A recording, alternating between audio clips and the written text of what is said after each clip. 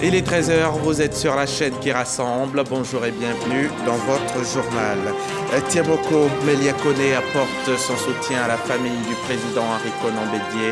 Le vice-président de la République s'est rendu hier soir au domicile de l'ex-chef d'État pour présenter ses condoléances à Henriette Konan Bédié et aux autres membres de la famille éplorés.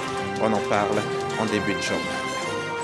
Encore embryonnaire, il y a une vingtaine d'années, la filière du poivre en Côte d'Ivoire se développe au fil des ans. Le Fonds interprofessionnel pour la recherche et le conseil agricole multiplie les actions en direction des acteurs en vue de professionnaliser l'activité et accroître sa rentabilité. On en parle également dans une dizaine de minutes. Au vu de la situation au Niger, côté américain, la menace d'une suspension de l'aide est lancée, mais ne s'est pas encore concrétisée. Seulement une partie de l'aide est suspendue. L'assistance alimentaire et humanitaire n'est pas concernée. En 2022, les États-Unis ont versé plus de 200 millions de dollars d'aide au Niger. Le vice-président de la République était hier vendredi au domicile de l'ex-chef d'État Henri Konan Bédié, décédé mardi dernier, 1er août, à la surprise générale. Tiemoko Meliakone est allé présenter ses condoléances à l'épouse de l'illustre disparu et à toute la famille éplorée. Jérôme Kofi Aboulé. Le deuil national dû au décès du président Henri Konan Bédié le 1er août 2023. Le vice-président de la République, Tiemoko Meliakone, ce vendredi au domicile de l'illustre disparu.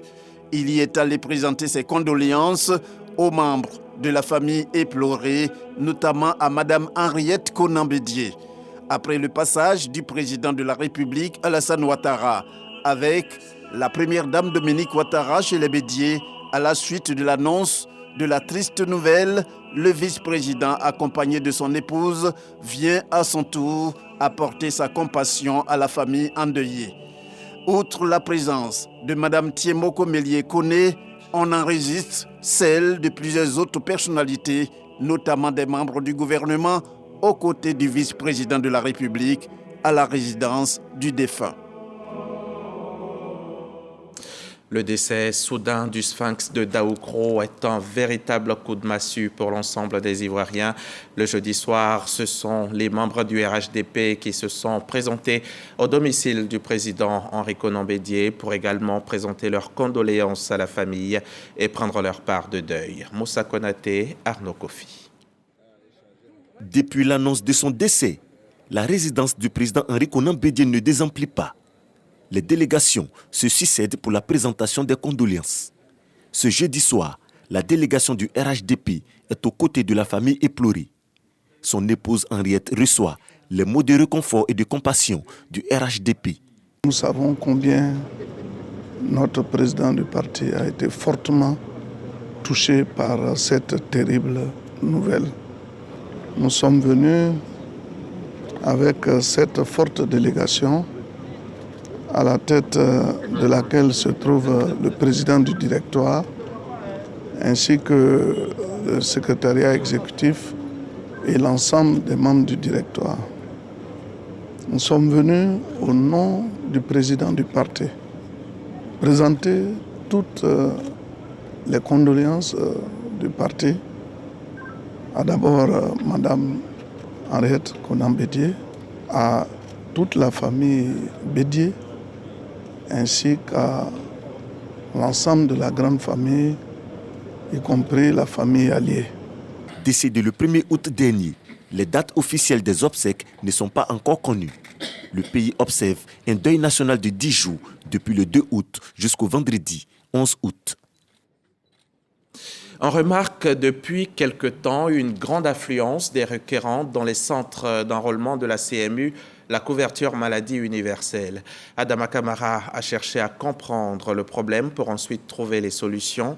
Le ministre de l'Emploi et de la Sécurité et de la Protection sociale était récemment à Bouaké et à Yamoussoukro au centre de la Côte d'Ivoire pour une visite des centres d'enrôlement justement. Le reportage de Corona Soro. Le ministre de l'Emploi et de la Protection sociale au centre principal d'enrôlement de la CEMU, couverture maladie universelle du centre culturel Jacques Aka de Bouaké. Face à l'affluence dans les centres d'enrôlement et l'engouement de population, Adama Kamara vient s'imprégner des difficultés rencontrées par les agents. Une affluence qui s'est accrue avec le lancement de l'opération Vacances. Le ministre félicite les agents et leur demande de garder le cap pour la réussite de cette opération chère au président de la République, Alassane Ouattara. L'engouement que suscite l'enrôlement à la couverture maladie universelle, c'est une bonne chose. C'est la preuve que le message du président de la République a été véritablement bien entendu par nos braves populations. Et notre objectif en organisant cette tournée-là, c'est de toucher du doigt les réalités auxquelles les populations sont confrontées face à cet engouement inédit. Pour faire face à la forte demande, Adama Kamara annonce des mesures. Apporter des solutions structurelles aux désagréments que nos braves populations connaissent. Et ces désagréments-là, nous avons la responsabilité d'apporter la réponse et faites-nous confiance, nous apporterons des réponses pour que nos populations soient soulagées. Après Bouaké, le ministre de l'Emploi et de la Protection sociale a aussi visité un centre d'enrôlement à Yamoussoukro. La couverture maladie universelle vient renforcer les systèmes de protection sociale existants en Côte d'Ivoire.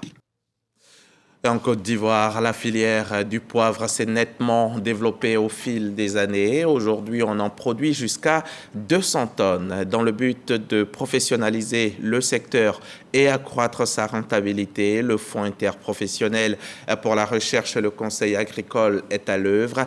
Il multiplie les actions en direction des acteurs, comme nous l'indique Lanciné Bakayoko.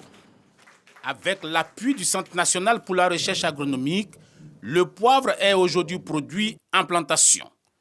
D'environ 20 tonnes en 2011, la production de poivre a atteint aujourd'hui 200 tonnes.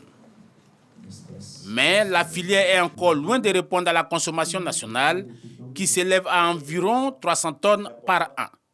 Plusieurs contraintes ont besoin d'être relevées. L'indisponibilité du matériel végétal sélectionné, le manque d'itinéraires techniques adéquats et l'absence d'appui technique aux différents producteurs pour les accompagner dans leurs activités de tous les jours.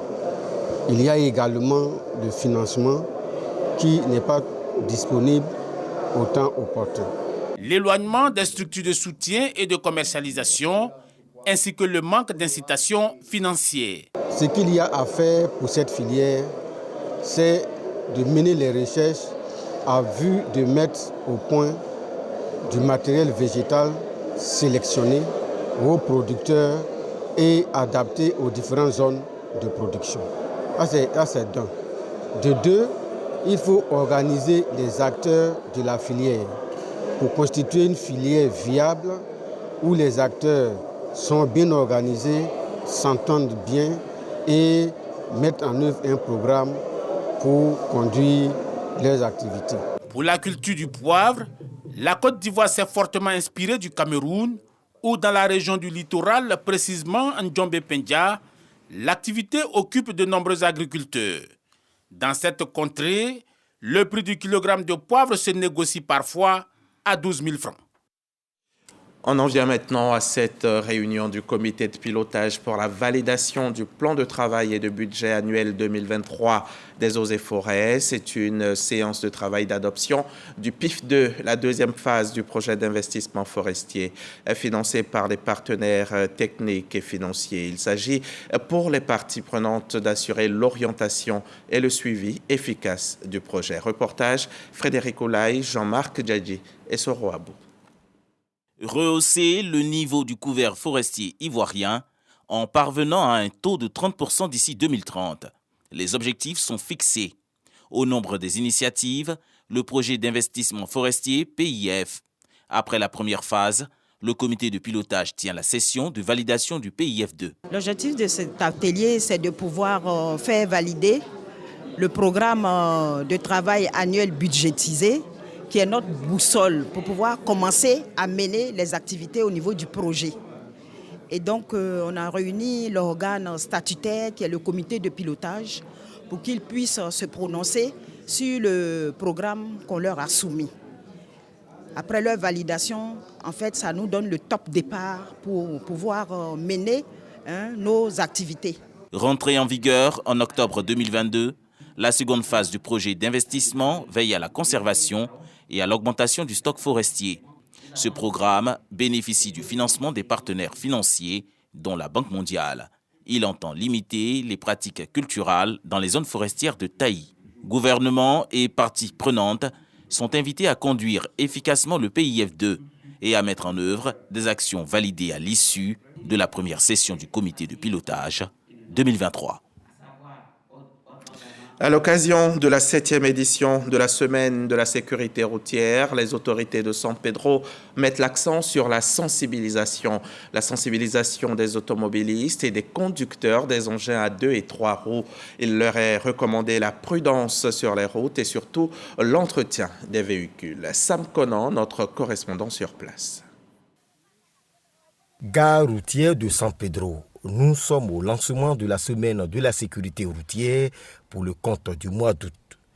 Pour cette 7e édition, l'accent est mis sur la sensibilisation et la répression des usagers de la route, surtout en cette période de pluie et de grandes vacances. C'est le lieu de rappeler toutes les consignes de sécurité pour que ces vacances se passent sans incident, surtout en cette saison de pluie où la chaussée est glissante.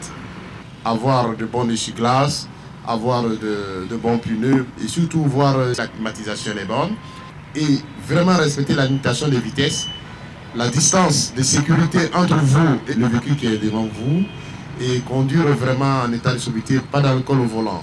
Depuis l'instauration de la Semaine de la sécurité routière, les automobilistes adoptent de plus en plus de bons réflexes. La ceinture de sécurité, par exemple, qui était négligée, est aujourd'hui attachée.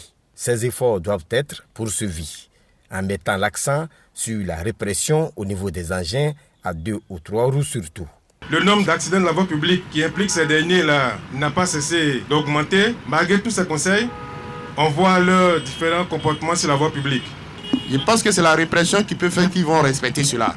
Une ONG de sensibilisation sur les accidents de la route qui a pris part à cette cérémonie a confectionné des pancartes pour attirer l'attention des usagers de la route. Le directeur du guichet unique automobile est à Bouaké, dans le Béquet, pour une séance de travail avec les responsables et les différents agents locaux. Souleymane Touré entend faciliter le processus d'immatriculation et accélérer la délivrance des plaques pour les véhicules enregistrés dans le nouveau système. Le reportage de William Bingo Kakou et Kader Sogodogo de RTI Bouaké. Vulgariser le nouveau système d'immatriculation automobile, tel est l'objectif de la visite de travail effectuée par le directeur général du guichet unique de l'automobile à l'agence de Bouaké. Au cours de cette rencontre avec les représentants des usagers, l'état des lieux a été dressé. Face à la lenteur de délivrance des plaques d'immatriculation, le nouveau directeur général propose de révisiter le processus. Donc nous, notre rôle, c'est de créer l'impulsion, de créer une énergie autour des différents services et d'amener les uns et les autres à se déployer pour que les résultats soient palpables et perceptibles très tôt afin de pouvoir répondre aux attentes des milliers d'Ivoiriens qui restent encore en attente de pose de plaques.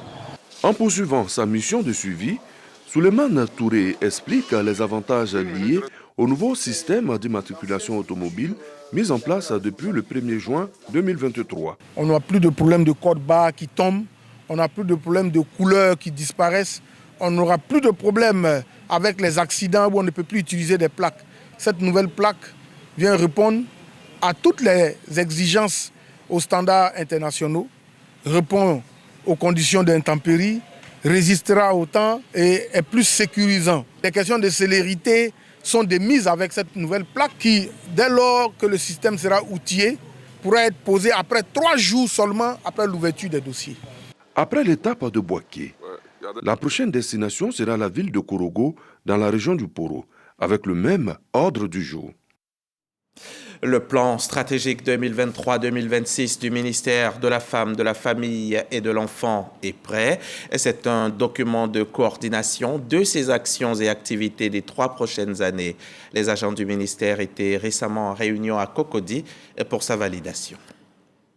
Le ministère de la Femme, de la Famille et de l'Enfant donne de nouvelles orientations à son fonctionnement. Pour les 3 années prochaines, elle dispose désormais d'une boussole. Cette nouvelle approche va mieux cerner la vision les missions, les valeurs, les ressources et les offres de services face aux besoins croissants des populations. En examinant ce plan, nous constatons qu'il aborde une multitude de questions cruciales, allant de l'autonomisation économique des femmes à la lutte contre la violence domestique en passant par l'accès équitable à l'éducation pour les filles et les garçons.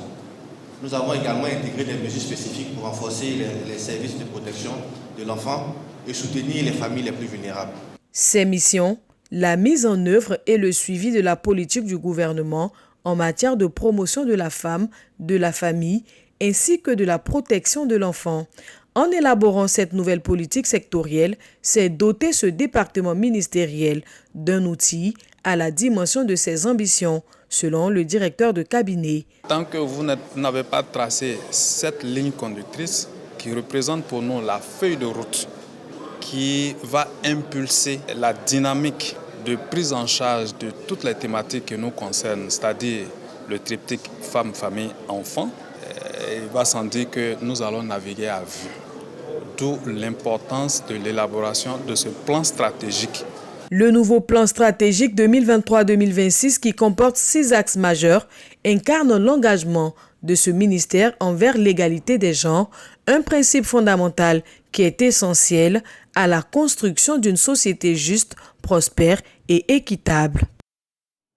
Un reportage signé Sephora Zegui. La population de Yorobodi bénéficie d'un bâtiment de 3 classes, 3 salles de classe, d'une cantine scolaire et de tentes et de latrines dans l'établissement. C'est un don d'Azito Énergie qui apporte ainsi sa contribution pour l'éducation des enfants de cette sous-préfecture du département de Sandégué. Un bonheur total pour la population. Herman Niamia était présent aux différentes cérémonies d'inauguration.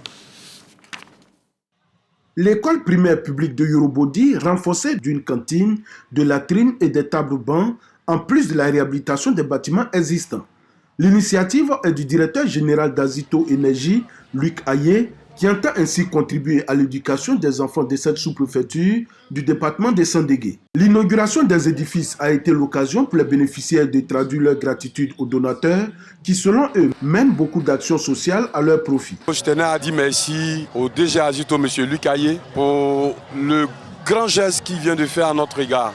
Combler le déficit que nous avions pour notre groupe scolaire. Le préfet du département de Sandégué a exhorté les populations à inscrire tous leurs enfants sans discrimination à l'école afin de leur donner les mêmes chances de réussite avant de les inviter à prendre soin des bâtiments offerts. L'école, c'est le chemin tracé pour que demain, on puisse devenir quelqu'un. Le tout n'est pas de dire à ses amis, on veut une école. C'est de faire en sorte que l'école serve, que vos enfants soient inscrits à cette école. Au cours de cette cérémonie, les meilleurs élèves des différents niveaux de la maternelle au CM2 ont été récompensés. Ainsi, environ 70 élèves sont répartis chez eux, les mains chargées de présents. Ici à Abidjan, du côté de l'INSAC, l'Institut des Arts et de l'Action culturelle à Cocody, l'heure était à la récompense des meilleurs étudiants, des enseignants dévoués et du personnel administratif dont l'amour du travail ne souffre d'aucun doute. À travers cette cérémonie de récompense et d'hommage, ils sont ainsi encouragés à œuvrer toujours pour le rayonnement de l'établissement. Le reportage de Serge Pacom Didi, Mamadou Kwasi et Jonas Kwadio. L'INSAC célèbre l'excellence. Une quarantaine de lauréats, constitués d'étudiants, de directeurs d'écoles de formation, d'enseignants, de chefs de service et de chefs de département, ainsi que des agents administratifs et techniques, sont distingués en reconnaissance de leur mérite. Nous sommes à la 3e édition de la journée d'excellence et du mérite de l'INSAC. Le super prix est revenu à François-Xavier Kwame, étudiant au Master 2 à l'École des Beaux-Arts. Il a obtenu une moyenne de 18,46 sur 20 pour cette année académique. C'est une grande joie pour moi d'être le meilleur étudiant de mon école. Déjà, cela va m'encourager à persévérer et avoir une plus grande vision dans cette discipline. Je viens d'avoir le prix de meilleur chef de département. J'ai mérité ce prix au prix du travail acharné entre étudiants, enseignants. Pour Siaka Ouattara, directeur général de l'INSAC, l'objectif de cette célébration est d'encourager les apprenants à redoubler d'efforts et créer des opportunités de communication pour renforcer la visibilité de l'INSAC. C'est un appel au travail bien fait. que nos étudiants aient l'esprit d'initiative, l'esprit d'entrepreneuriat. Et donc, pour le réussir, il faut avoir de l'audace. Et nous, notre rôle en tant qu'administration, en tant que direction générale, c'est de les accompagner. Se félicitant des résultats et de l'encadrement des étudiants, le représentant de la ministre de la Culture exhorte les responsables de l'INSAC et les étudiants à demeurer dans la culture de l'excellence. Une chose qui permet à l'ensemble du personnel de l'INSAC et des étudiants de savoir que ce qu'on a acquis aujourd'hui n'est pas achevé et que l'on doit aller de l'avant. Donc c'est vraiment un message de reconnaissance et d'encouragement à toutes les activités que le directeur général de l'INSAC aujourd'hui entreprend. Une cérémonie d'excellence agrémentée de prestations théâtrales, cinématographiques et musicales. Les étudiants de l'INSAC font montre de leur savoir-faire. La région du Béret se donne les moyens de vivre une campagne électorale apaisée dans le cadre des élections locales de septembre prochain. À Mankono, le médiateur délégué exhorte les populations et les partis politiques à cultiver la cohésion et le vivre ensemble. Djeneba Ouattara et Corona Soro de la station régionale RTI Bouaké. Après Diara et Kounaïri, la ville de Mankono, département de la région du Béret, accueille la troisième étape de la tournée d'information, de sensibilisation et d'échange entre les différentes couches sociales de la localité et le médiateur délégué des régions du Béret et du Ourodougou, Soro Dossieli. Séance de travail qui se tient à quelques semaines des élections locales du 2 septembre 2023 en vue d'une campagne apaisée. Cette sensibilisation est marquée également par la signature d'une charte d'engagement à la paix par les représentants des candidats. Occasion pour le médiateur délégué d'inviter les populations à œuvrer à un climat de paix, de cohésion sociale, d'entente et du vivre ensemble avant, pendant et après les élections. Soro Dossieli les exhorte aussi à être des relais pour des élections sans violence. Il demande aux uns aux autres d'être des porteurs d'une campagne électorale apaisée, d'une campagne électorale sans violence. Les participants s'engagent à être des acteurs de paix. Nous sommes dans un pays où nous devons tous prier pour la paix et la cohésion parce que nous avons traversé des moments difficiles, raison pour laquelle nous avons eu le courage de signer la charte. Rien ne peut se construire sans la paix. Et donc nous demandons à tous nos jeunes d'échanger des idées et non de prôner la guerre. Kone Drissa et Kwame Brou, représentant respectivement le maire de la commune et le préfet de la région du Mankono, saluent l'initiative et appellent leurs administrés à bannir tout propos diffamatoire, incitant à la haine, fragilisant ainsi le tissu social. Prochaine étape, les départements de la région du Ourodougou. Les habitants du village de Nyipi 2, dans le département de Soubré, région de la Nawa, prient également pour la paix et la cohésion. Didier Nguessan, témoignage. La communauté musulmane de Nyipi 2, dans la sous-préfecture de Oupuyo, initie une journée de prière pour la paix dans la localité et partout en Côte d'Ivoire. C'était en présence du représentant du président du conseil régional de la Nawa. Les populations sont venues des différents villages et campements pour prendre part à cette séance de lecture coranique et de prière pour la paix. Une initiative saluée par le représentant du président du conseil régional. Alagi Bologo, directeur à la Mecque, vraiment est venu avec la bénédiction du prophète Mohammed sallallahu alayhi wa sallam, rien que pour la paix. Et prier aussi pour le président de la République de Côte d'Ivoire qui vraiment œuvre pour la paix. Les populations, quant à elles, se félicitent de cette initiative qui renforce la cohésion sociale. On a émis la prière pour nous, la prière pour toute la Côte d'Ivoire, la prière pour la cohésion sociale, parce que quand tu es dans un pays, il faut la cohésion sociale pour que les affaires puissent prospérer. Au Burkina, on est chez nous. En Côte d'Ivoire, ici aussi, on est chez nous. Donc on prie Dieu pour ça. On prie pour la santé du président aussi. Et les travaux qu'il mène pour la Côte d'Ivoire, vraiment, ça nous va droit au cœur. Une séance de prière et de bénédiction à l'endroit du chef de l'État et pour des élections apaisées le 2 septembre prochain dans la Nawa a été dite.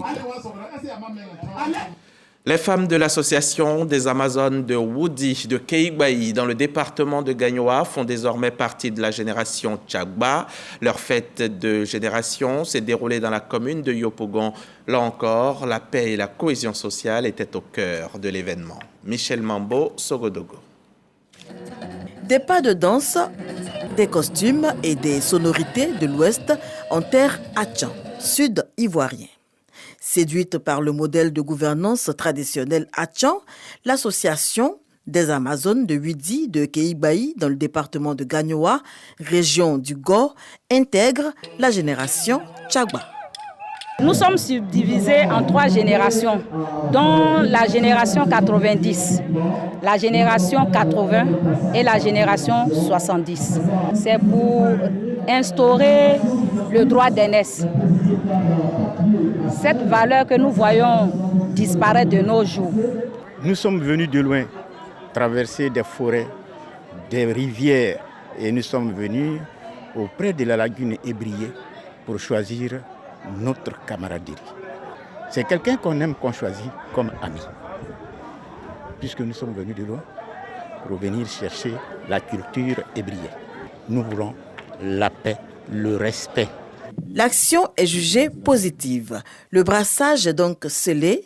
En témoignent ces femmes bêtées, vêtues selon la tradition de leurs désormais sœurs de génération. Des images qui illustrent bien le brassage entre les deux peuples. On a besoin de paix pour vivre ensemble. Et sans la paix, rien ne peut se faire.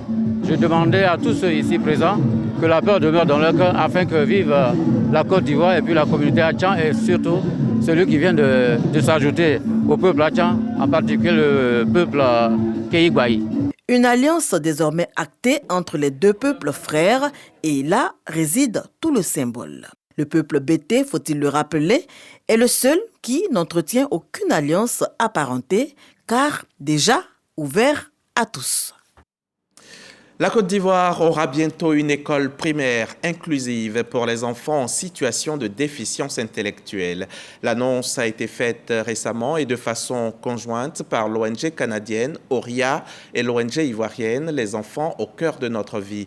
Les retombées de cet établissement qui pourrait voir le jour l'année prochaine seront entre autres la scolarisation des enfants mal accompagnés. Patricia Kouakou, Walter Amadou Ouattara. Les bénévoles des ONG ORIA et les enfants au cœur de notre vie envisagent construire une école primaire pour les enfants en situation de handicap. Un établissement à caractère social qui va contribuer à l'amélioration des conditions de vie des futurs pensionnaires. Par rapport à mes différentes missions que j'ai faites ici en Côte d'Ivoire, j'ai été alarmée par les parents qui me disaient que il n'y avait pas de structure pour recevoir leurs enfants. Donc on avait beaucoup d'enfants déficients intellectuels qui restaient à la maison et cela nuisait aussi aux parents qui ne pouvaient pas travailler. L'objectif, c'est de viser déjà l'autonomisation de nos enfants déficients intellectuels. Et puis surtout, de pouvoir faire en sorte qu'ils soient inclus dans la société. C'est très important ça. Ce projet est financé par le Bureau Québec à Abidjan. Nous sommes très heureux d'avoir pu accompagner dans le cadre d'un appel à projet Québec-Côte d'Ivoire, ce projet qui présente vraiment des particularités, qui présente également des avantages sur lesquels les enfants ivoiriens pourront également bénéficier. Cette rencontre a été aussi mise à profit afin de sensibiliser les personnes à l'acceptation des personnes en situation de handicap. L'acceptation de l'handicap commence par l'inclusion. C'est la thématique abordée cette année par les deux ONG partenaires. Les vacances scolaires ont démarré depuis quelques jours déjà et pour offrir des vacances méritées aux enfants qu'ils méritent, le ministère du Tourisme et des Loisirs vient d'organiser une colonie de vacances d'État de 2 semaines au CAFOP d'Abengourou au profit de 130 enfants issus de toutes les couches des divers horizons de pays. Et voici la correspondance d'Herman Yamie. Après 2 semaines passées dans la Cité de la Paix à Abengourou, ces enfants, à travers ces différentes prestations, montrent un aperçu des activités qu'ils ont eu à mener au cours de cette colonie de vacances d'État. Venus d'horizons divers, ils disent avoir apprécié les moments passés dans l'Indénie. La colonie de vacances, c'est très bien. On va revenir l'année prochaine. J'ai aimé la danse, la musique et puis j'ai aimé le théâtre. Initiée par la direction des loisirs du ministère du Tourisme et des Loisirs, cette colonie de vacances d'État, qui est à sa 2e édition, vise à occuper sainement les enfants pendant les périodes de vacances scolaires. Animations culturelles et sportives, visites touristiques, découverte des trésors de l'Est, visites de la royauté et autres activités de divertissement ont agrémenté le séjour de ces gamins dont l'âge est compris entre 7 et 14 ans. Je pense que de plus en plus, d'ailleurs, les parents devraient accepter de laisser leurs enfants partir en colonie. Mais encore, je précise, il faut que ce soit des colonies reconnues ou autorisées par le ministère du Tourisme et des Loisirs de Côte d'Ivoire. Quand un enfant part en colonie, c'est l'occasion pour lui d'apprendre, d'échanger, de sortir de son cadre naturel et de pouvoir justement aller à la rencontre d'une autre réalité, aller donc un apprentissage. On leur a expliqué l'histoire de l'Indéné du Blanc, l'histoire de l'arrivée de ces premiers habitants ici. C'est très enrichissant pour ces enfants qui, pour certains, sont Abidjan. Et d'ailleurs, j'apprends qu'un enfant est venu du Burkina Faso pour participer à la colonie. Ce qui veut dire qu'ils auront appris vraiment ce que c'est que l'Afrique profonde des traditions. Et ils partiront enrichis chez eux de façon individuelle, mais aussi de façon collective, parce qu'ils auraient vécu des règles de vie en collectivité. Paris gagné selon la directrice des loisirs, qui s'est réjouie du bon déroulement de cette colonie de vacances d'État. Cette deuxième édition, qui a enregistré la participation de 130 enfants, a eu pour thème « Loisirs et vacances, moyens d'éducation et de liberté pour les enfants ». Ce sont donc de belles vacances offertes aux enfants méritants. Au vu de la situation au Niger, l'aide au pays est suspendue par plusieurs partenaires internationaux, l'Union européenne, la France ainsi que d'autres pays européens. Et côté américain, la menace d'une suspension de l'aide est lancée mais ne s'est pas encore concrétisée. Seulement une partie de l'aide est suspendue. L'assistance alimentaire et humanitaire n'est pas concernée. En 2022, les États-Unis ont versé plus de 200 millions de dollars d'aide au Niger. Pour l'année fiscale 2023 qui s'achèvera fin septembre aux États-Unis, 130 millions de dollars ont été déjà versés. Le manque à gagner est donc potentiellement important.